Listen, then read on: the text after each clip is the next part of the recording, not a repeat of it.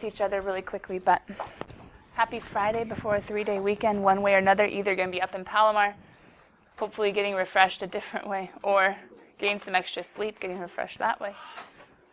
Or maybe even both, depending on how wisely you use your time. But we need to get some math done before the weekend, okay? So you guys, last night, had your vector homework. What was the hardest part of homework, I think? Word. Last 4? The last. You're going to really want this picture in your notes, Ben. Yeah? So we're in section 6.3. And I made a mistake on yesterday's picture. I made a mistake, so we need to get the right one down. That's why you guys were looking at this carefully. Adam pointed out the mistake. So if you got it down yesterday, you have it completely right minus one thing. 8. Bless you. On the force perpendicular to the incline, or the force against the incline, I put it there. But hold on. Didn't we talk about multiple times yesterday that weight is in conjunction with gravity? Oh, where's gravity in this picture? Straight down. So I should have labeled weight as this part of the triangle as opposed to this part.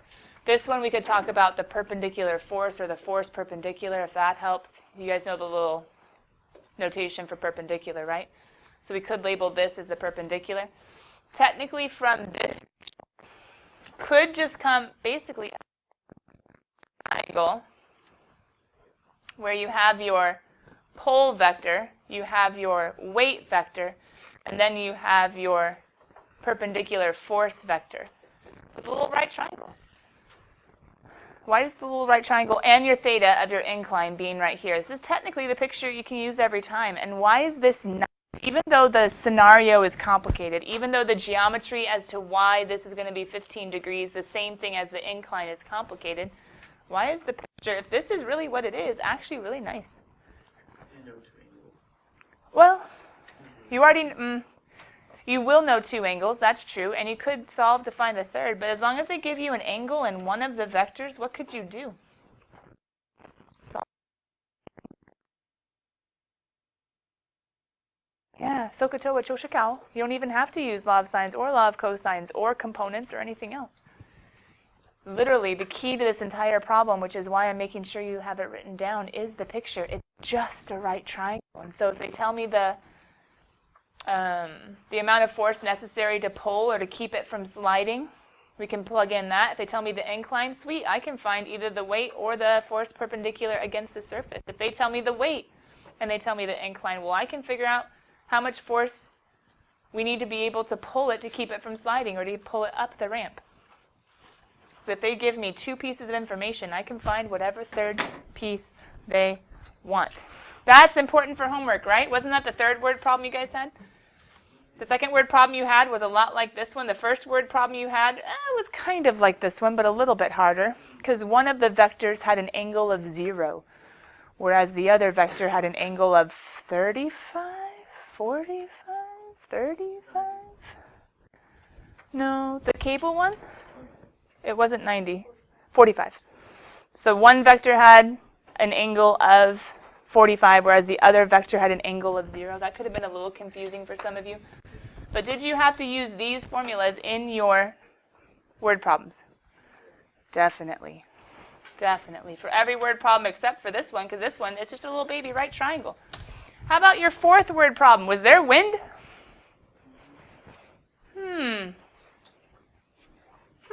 Guess what we're going to do? In our notes right now, we're going to do this last example using wind. Then we're going to go grade homework all the way up until the word problems. All the way up until the word problems, as far as grading and going over questions. And then on the word problems, I'm going to let you see the answers, but I'm not going to go over questions until you take a little bit more time with it over the weekend. Maybe you got them right, so you're going to have no questions on Tuesday. Maybe you get them wrong, but there was one little baby mistake you made. No big deal. You'll find it on your own. Maybe you got it all the way wrong, but you needed to see an example first. Maybe if you thought about it again over the weekend, you'll get it right. So let's go ahead and do a wind example. Let's go ahead and do a wind example. Then let's go grade all of homework, but only taking questions on the ones up to the word problems. So you guys have the weekend to ponder the word problems a little bit more. Sound good? Yes. Okay. Even if it doesn't, you're going to do it? All right. So here we go. Number 102. which I believe was not your actual homework problem, right? Okay. Oh, it was 101. Yeah. Yeah, very similar. I agree. So I'm going to go ahead and dual page it, but I'm going to dual page it in just 1 second after you read it. A commercial jet flying from Miami to Seattle. The jet's velocity with respect to the air is 580 miles per hour. That's a magnitude. And its bearing is 332 degrees. That's a direction. The wind at the altitude of the plane is blowing from the southwest with a velocity of 60 miles per hour. That's a magnitude. Draw a picture. Okay. Where's Miami? Florida? Good. South? East? Okay, well that's a little bit scary. So Miami. Where's Seattle? Northwest, right? So what's going on? If we're doing from the origin, wouldn't somehow it be going like this?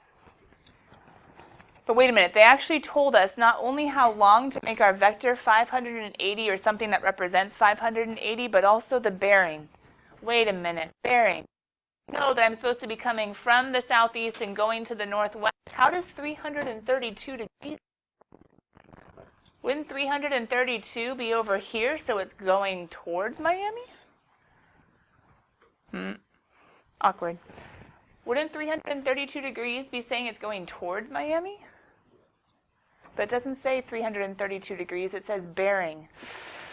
I didn't force you to really memorize this before, but now we have to think about it. Bearing says start from north and turn 332 degrees from north. Does that make a little more sense? Oh, that makes sense from Miami to Seattle. So 332 degrees, the bearing. And this guy needs to somehow represent 580. I'm going to make it as long as I can because 580 is a lot bigger than that wind magnitude. So 580. That's my jet. I'm going to go ahead and change colors for my wind just to make it nice and obvious. My wind, let's make it blue. My wind, what do I know? Blowing from the southwest. If they don't tell me like an actual angle, what do you think we should assume? Is it more south or more west or right in the middle? Right in the middle. Does that kind of make sense? They didn't tell me an angle, so it must be right in the middle.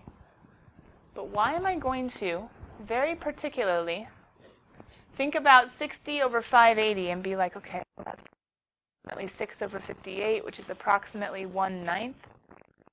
I'm going to think about this guy, cut him in half, that's 4.5-ish, cut him in half, that's 2.25-ish, cut him in half. I'm going to make him, as best I can, to scale. Because if that's 580, well, 60 is going to be a whole lot less. Okay, there's my wind. Why do I have it like this? Because isn't it pushing against the plane from the southwest? Does that make sense? Okay. Pushing against the plane from the southwest. Well, wait a minute. If that's true, bless you, bless you. What are we going to want to do? I'm thinking components. What are you guys thinking? Does that sound good? I mean, we could try to go ahead and like make a resultant vector, which is perfect right now. I am flowing through both, but wouldn't I have to do some crazy geometry to figure out like angles inside the triangle and then think about law of sines, law of cosines craziness? Maybe it'd be easier if we thought about these one at a time. And so if we think about these one at a time, we have this vector right here, just on his own, at the angle of 332 and 580. And then we have this vector for the wind, which I could go ahead and say that's awkward. I'm just going to put you up here,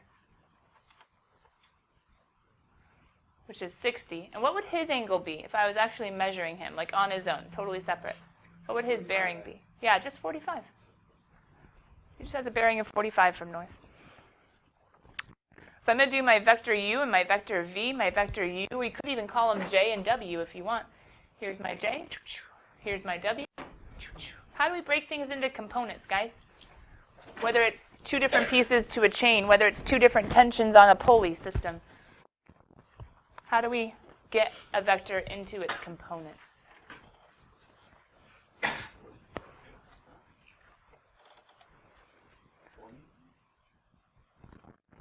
Uh-oh. This is the formulas you were supposed to use over and over and over again. It's the only formulas you highlighted in your notes. How do we get a vector into its components? Magnitude times cosine of direction, right? So 580. You guys realize I had you highlight that for a reason, right? Did you highlight it? Were you looking at it? Did you use it last night? All questions I am now scared of. How do we do the wind? Same thing. But what changes? The angle is 5 and the magnitude is now 60. So 60 cosine of 45, 60 sine of 45. Sorry, letter A we did because we have the figure. Check. Letter B says, find the wind in component form. Oh, hey, we're doing that. That's right here. Letter C says, find jet in component form. Perfect, we're doing that right here. What does letter D say? Oh, this is confusing. What do they mean when they say speed of the jet with respect to the ground? When you're at the ground looking at the jet, what ends up happening when the jet is trying to do one thing and the wind is pushing it another way? What ends up being the overall result if you're looking at it with respect to the ground? All letter D is saying find the resultant. And how do we find resultants? Addition. Good. So for letter C, all we have to say is, hey, or sorry, D. Let's add the two. From the ground says, basically, long story short, how is that jet moving compared to the ground? Even though it's trying to do this, the wind is pushing it here, so it's not actually doing what it's intending to do. It's a little. So we just need J plus W. Some of you guys are already throwing that in.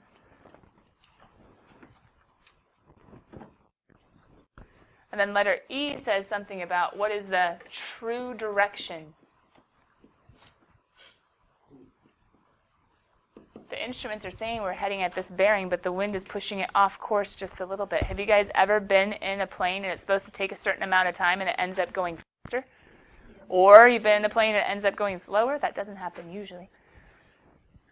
Because sometimes they have a tailwind, sometimes they have a headwind, sometimes they're going into it and being slowed down, sometimes they're going with it and being sped up. Interesting.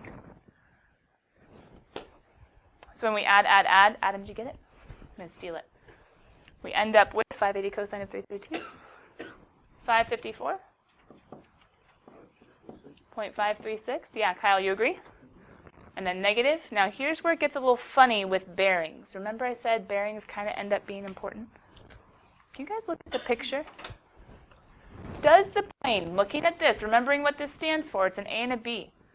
Does the plane end up going 554 and negative 29? Does the plane end up going here?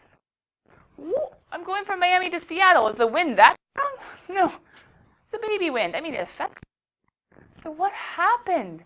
We're wrong? No. Right. The perspective changes in bearings. We're not measuring from east. We're measuring from north. So this is what's weird. Everything got turned on its end. If we're measuring from north, this ends up being the positive x side, and this ends up being the negative x side. Because we always measure from the x-axis, and so instead of that being the east-west line, the x-axis is now the north-south line with bearings. Positive x is towards negative, towards south.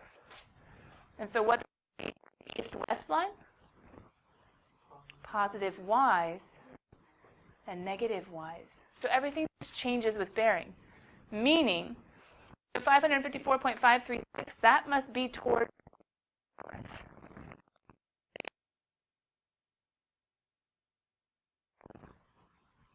West. And so you end up with the plane going. Does that make a little more sense? And technically, if you want, you could go ahead and do something like stealing our, where's our wind? There we go. Stealing our wind.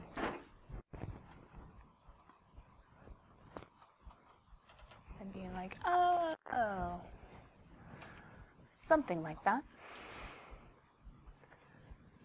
So how do I find the true direction? Now hold on, wait a minute. Letter D didn't say what are the components. Letter D said what is the speed? What does it want? Magnitude. So the magnitude of J plus W, go ahead and take it. Now don't worry, because these are still sides of a right triangle. So go ahead and still do the square root of A squared plus B squared. Doesn't matter. Technically it's B squared plus A squared in some way. But it's not going to make a difference. It's still a right triangle. No big deal. Take your two sides, square them, square root them.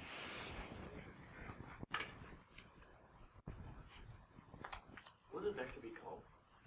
I just did J plus W. You could say R for resultant. You can do S for speed. Either way.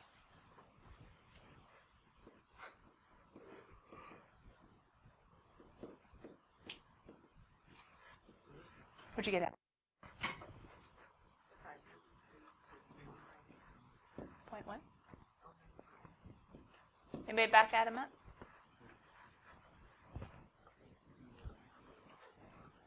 Kyle's trying it. I'm going to put miles per hour because that's the speed. That's what it should be measured in. I'm putting a box because I'm assuming, but let's wait and see.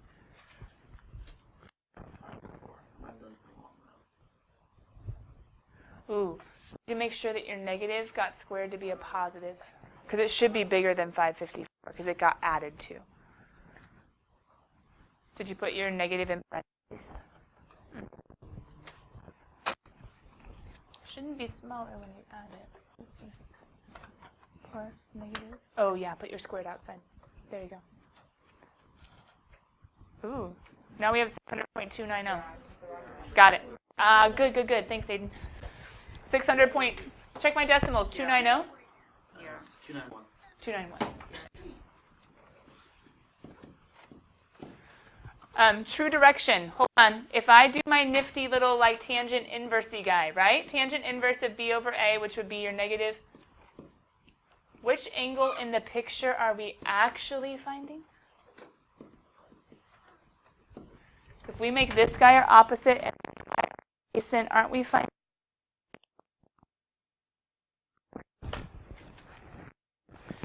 Here's the crazy thing. Once we find this angle, bearing needs to start from north. So bearing, the true direction, would actually need to start from this direction.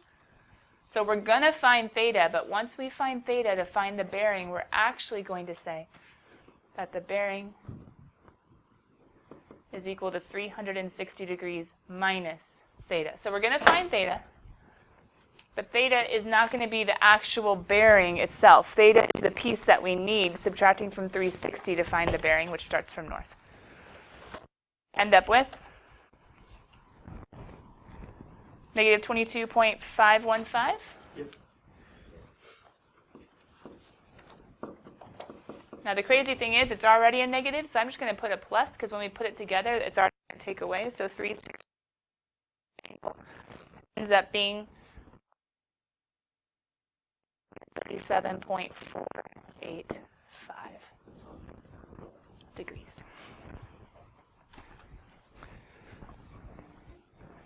There we go.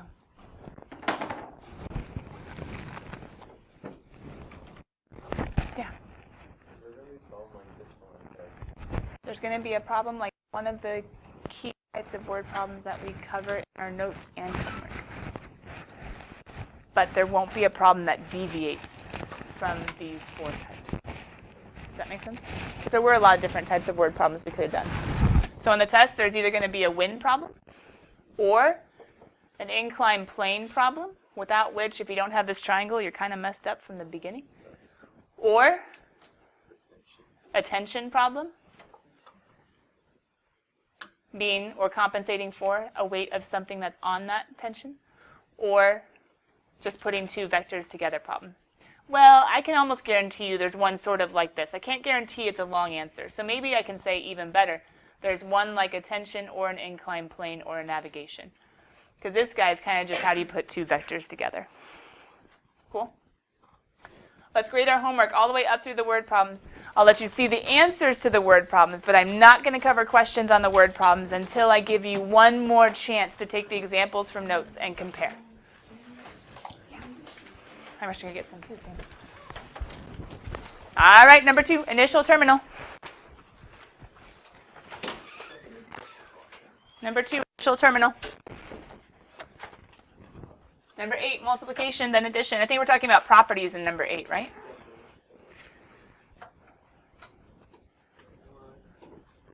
Number 14, you have to take the terminal minus the initial, so you end up with a vector of -4, -2, with a magnitude of square root of 20, which can reduce to 2, or simplify to 2 root 5. Number 22 is very similar in process.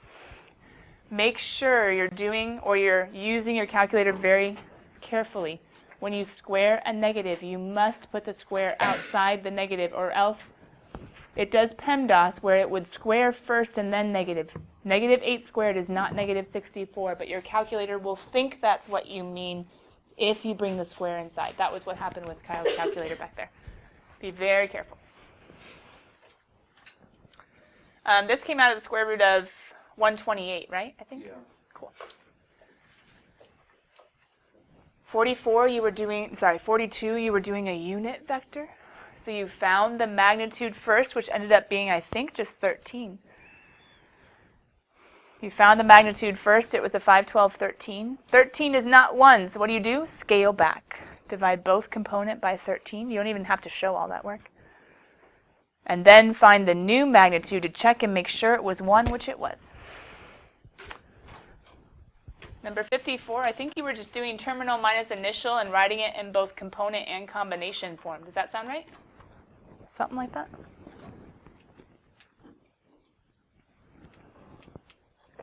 They didn't tell you a name for it. You could just name it V or just name it U. I think some of the directions didn't actually give you a name for your vector.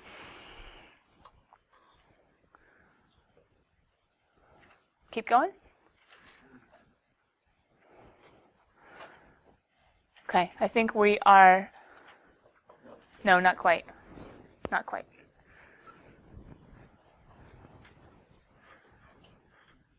Oh, I gave you some odds for word problems, didn't I? Okay. There we go. 72 wasn't a word problem yet. 72, it might have been so hard it was easy because you were doing 90 degrees. But if you think about it, you just need the vector to go straight up. So 0 and then 4 root 3. You just need it to go straight up. 96. 96 is like the inclined plane. Let me bring up the notes really quickly just so we're labeling stuff the same way. This was my picture. Now hold on. Their picture. Not their picture. There we go. Their variables. They, I think, if I am not mistaken, was F the force to pull? Okay. So if we are to make our picture similar to theirs, technically, if we were to make our picture similar to theirs, they said W for weight, so that's okay. Theta for the incline. Is there force to pull or to keep it from sliding? What's necessary for pulling it or keeping it from sliding? I don't even know if they named this one. Did they even name that one? I don't want to confuse you, but if I say P could be pull or perpendicular. Force against incline, I guess we'd call it I. The force against the incline. I don't want to confuse you. I don't know if they really gave a letter to the other one. So we could reword our diagram if that helps at all. So we have our weight and our force to pull, and then our incline, our weight, or I should say our force against the incline itself. I don't know. Sorry about that. I would name the other one F, so. You guys were able to check that one? Oh, and everything else was odd, yeah? Okay, so to that end, do you guys have any questions on the earlier part of homework up until 1, 2, 3, 4, 75? Gavin? 42. Kyle? 75.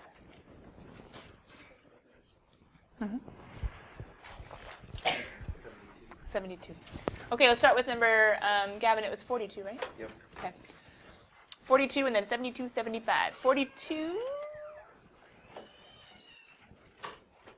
says find a unit vector in the same direction. So remember, Gavin, in our notes when we're talking about unit vectors, going back to that really quickly. A vector is not a unit vector if it has any magnitude other than 1.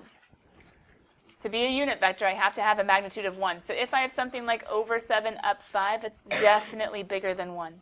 Because even over 1 up 1 is bigger than 1. That's root 2. So we have to take a given vector and scale them back. And we scale them back by taking his original AB and dividing by the magnitude that's not 1. And so in number 42, when we see this guy, there's no way that hypotenuse is going to be 1. So we go ahead and figure out what the hypotenuse would be. Positive 5, negative 12. Here's my vector. When you do Pythagorean theorem, you end up with the square root of 169, which is 13. That's the current magnitude, but I need to scale him back whenever they say unit. And so to scale him back, it's as easy as multiplying everything by 1 over. What they do after that is that they go ahead and find the magnitude of this using Pythagorean theorem, because all they're doing is checking. So when they do this step, they're just making sure it equals 1, which it should. It's not a mandatory step. It's just checking. If you can wait till Kim comes back. Kyle. What was the answer to number 42 again? 5 over 13 and negative 12 over 13. Didn't they change The book did a checking step, like I was just telling Gavin. The book did a checking step to make sure that the magnitude was 1. But this is the final answer. So, but, Yeah. I just need Number 72 gives us magnitude and direction and says find the component form. And so does 75 is different. So this one, Wyatt, I would say, once again in our notes though, but a little bit further up, this page is where we're given a magnitude and direction and we're trying to find the components. And so when I put the A equals and the B equals, what I'm specifically talking about, maybe that wasn't super clear yesterday, was how to find the components, how to find the linear combination. To find either one of these, we need the A's and the B's, and so we can find the A's and B's with the formula magnitude cosine theta, magnitude sine theta. And so check out what you've been given. You've been given a magnitude, you've been given a theta. And so in some ways, the simple way of doing this would have been just a plug and chug. I've been like, oh, okay, so vector V is going to end up equaling 4 root 3 cosine 90 for A, and 4 root 3 sine 90 for B, which, I mean, you should know, cosine and sine of 90, using the little order pair, right? But another way of doing this is you actually could have graphed this guy and been like, oh, hey, 90, that's there, with a length of 4 rad 3, and maybe you could have gotten to the final answer of 0, 4 rad 3 a little bit faster with the picture. But technically, if you plug in, you're also going to get cosine of 90 is 0. Anything times 0 is 0. And then sine of 90 is 1. Anything times 1 is itself. So either way, you end up at the spot. And then Kyle said 75, right?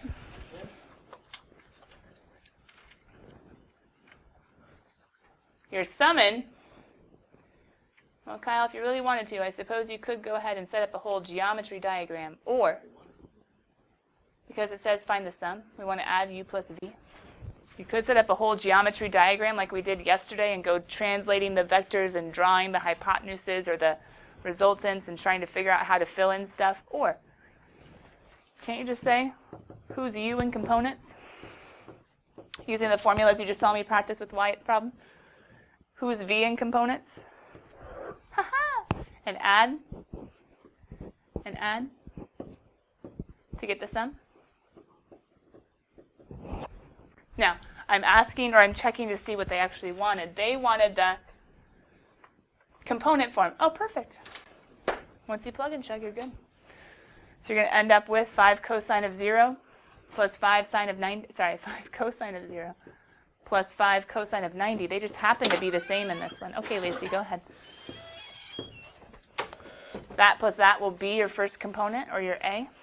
and then 5 sine of 0, and 5 sine of 90. Magnitude using what's on the left, angles using what's on the right. Kyle, we good? Sweet. Notes open. Section 6.4.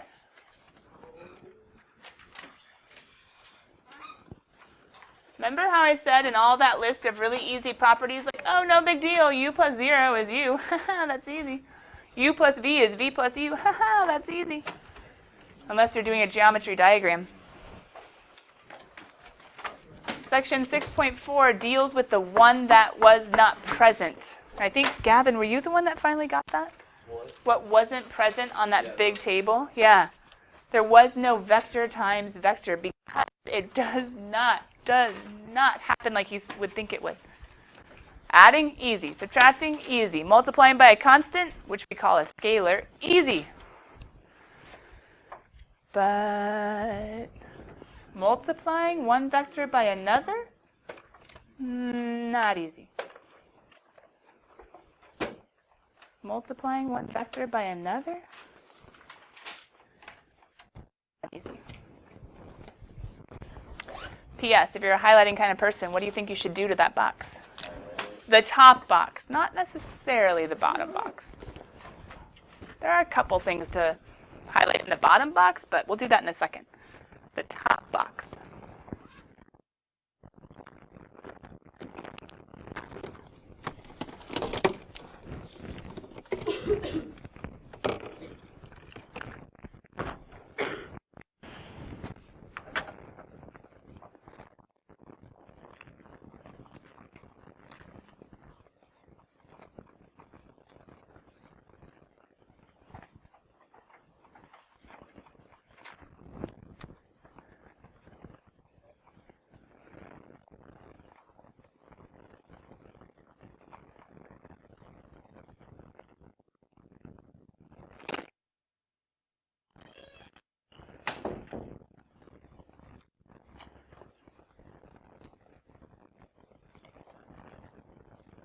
On Tuesday, kiddos, I will go ahead and check and see if there's any clarification that you guys want on the word problems that we didn't fully go over today. So I'm not trying to leave you hanging. I'm just trying to not give you the answers without letting you think about it. Yeah, I was just looking that up, actually. Give me 1 second.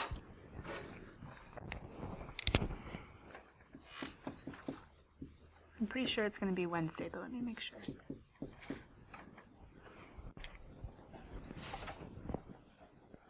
Sorry, I found like 20 emails in my inbox.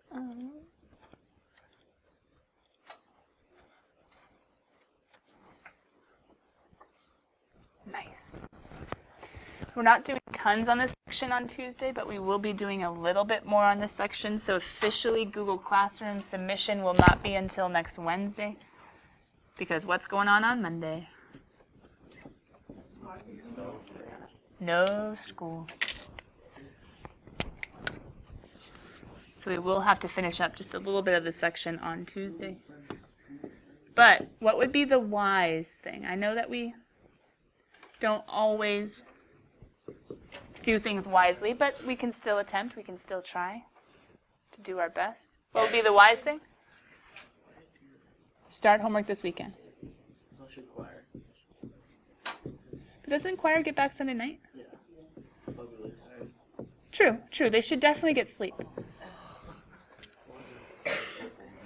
But it is an added blessing to having Monday off.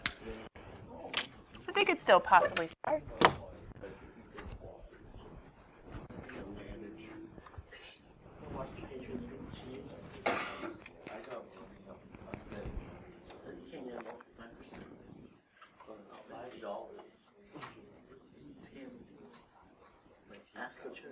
You guys got him? No.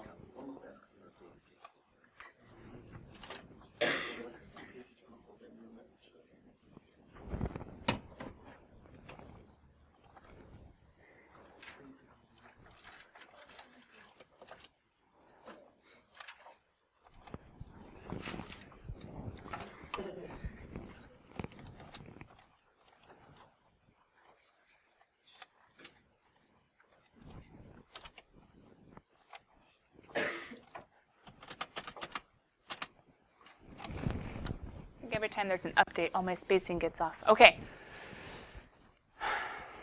I think the easiest way for me to demonstrate a dot product is just to do one.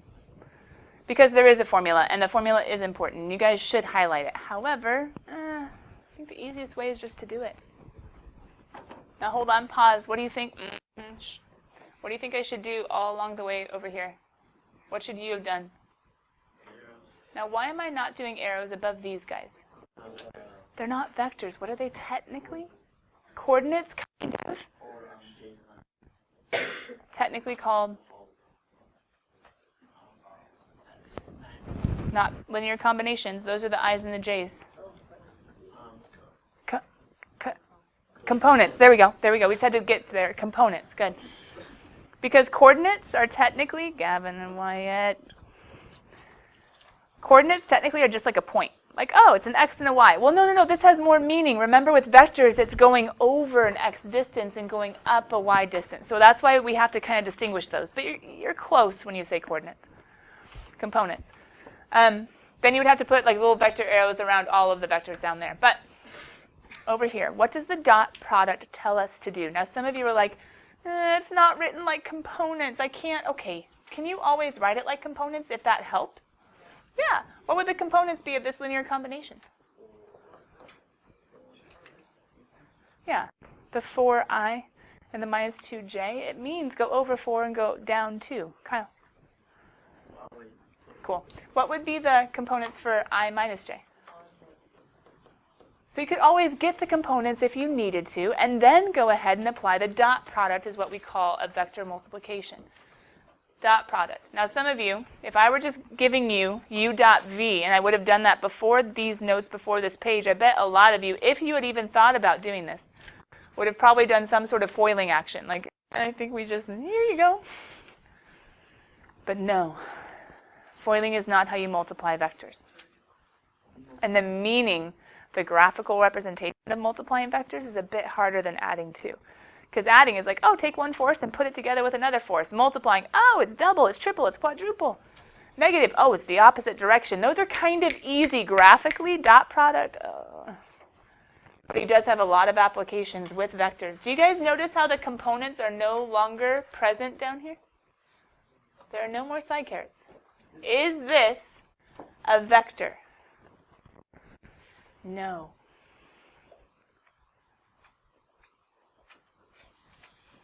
Dot product is a scalar, not a vector. Scalar just means basically a constant. It's just a number with a special meaning and all sorts of applications. The dot product is not a vector, which is kind of weird. So all we're really doing is just taking numbers and being like, well, we're multiplying the a times the a, or 4 times 1. We're multiplying the b times the b, or -2 times -1. And then we're adding to get a number. 4 plus 2 is 6. The dot product is a value, not a vector, which is why it's hard to show it graphically as to what it means.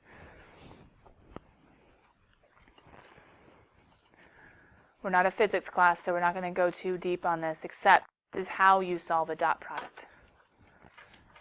This is how you solve a dot product. So kiddos, how do you think we're going to do number 24? Carefully. Hopefully not roughly, hopefully precisely. Do you think the subtraction is going to be hard? Not as long as you do what first? Yeah. So why don't we go ahead and off to the side, what's vector v dot u? And what's vector w dot v? Can you guys do those for me? Go ahead and practice your formulas. You have who u is, who v is, who w is. Can you find me the dot product of v with u using the formula, using the idea that you just saw us do? And then can you find the dot product w dot v? Ready, set, turn in your groups, and we'll work on it together. Don't do it first and then after them. Do it together step by step. Some of you, it'll be fast, and some of you, it'll be slow. I want everyone to understand how a dot product works.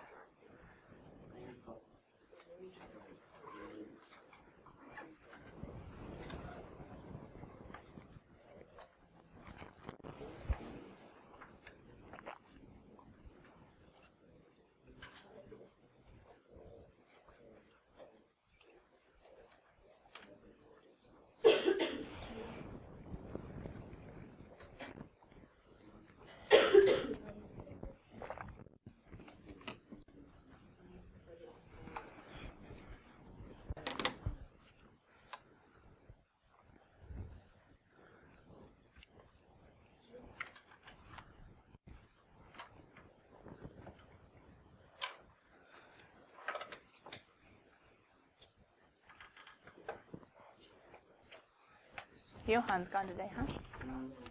Hi, Johan, if you're watching the video. All right, I'm going to come play with numbers. You guys keep going. If you're still collaborating, check in on people. You can help each other more than I can, standing up here in the room.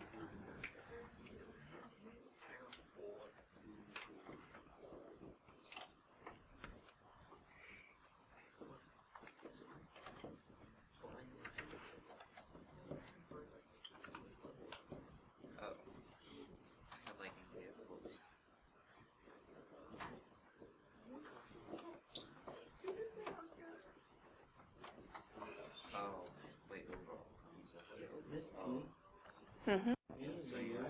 Ah, gracias. Right. Yeah.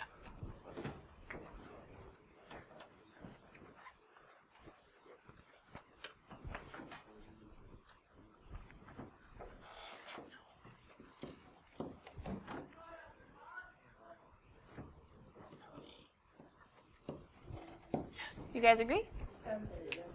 Dun dun. So dot products, is the solving of them hard? Does it take some practice? Do we need to kind of internalize it a little bit, practice it a little bit, finalize it a little bit? Yeah. But the actual solving of it isn't hard. And it's not ending in a vector, which is kind of nice because the applications aren't going to necessarily be getting vectors. However, what we are going to be seeing for the rest of this section, which we're going to need to finish up on Tuesday, but another reason why some of you could get a really good start in homework this weekend is because the rest of the section is basically like, hey, there's some other formulas in physics. There are some other formulas in physics. And the reason why we didn't cover them last section is because they needed the dot to solve. So there's this, you go translating vectors to figure out what the angle between them is. You can actually figure out the angle between them by using a formula that says cosine of theta is the dot product of u and v all over the magnitude of u, magnitude of v. We know how to solve these two, but we didn't know how to do that one yet. But this is a new type of problem we can now solve. We can find an angle between vectors without having to translate and use geometry and try to figure it out that way, which is kind of nice. Except, guys, we wouldn't actually have theta by itself unless we did what to both sides? So technically, to find the angle itself, we would have to do cosine inverse of both sides. Yeah? The reason why they don't show that is because every time there's a trig, you can't just do a trig inverse to get rid of it. So if it was sine of theta equals tangent of theta equals, we know that the inverses sometimes need to be tweaked a little bit to be correct. And so they just kind of make it a standard where they don't get theta by itself. They give the you use what you know about trigonometry to how to solve for the answer. It's going to be a formula we're going to see. We're going to see another formula that has to do with orthogonal vectors. We can call two vectors orthogonal if their dot product is 0. And you're like, well, what's the purpose of that? Well, the nice thing is, if two vectors have a dot product of 0, they're orthogonal. And if they're orthogonal, that means they're perpendicular. And if they're perpendicular, maybe we could make a right triangle and life just got a whole lot easier. Maybe we can make a right triangle and life just got a whole lot easier. So it's something that normally when you're given two vectors, especially in physics, you check to see if they're orthogonal first, because that's a little bit easier. But we have to use a dot product to check that. And then there's one more main application also, vector components, another formula that needs the dot product, how to project one vector onto another. And this one might seem a little weird unless I give you the example of a box on a ground, a rope over my shoulder. I'm pulling up and at an angle, but what's the result of my pulling? The box should slide. That's the idea of projection. 3 formulas, all needing the dot product. You can find them in your book. We'll finish examples on Tuesday. Bye, guys. Happy weekend. Almost. Hang in there.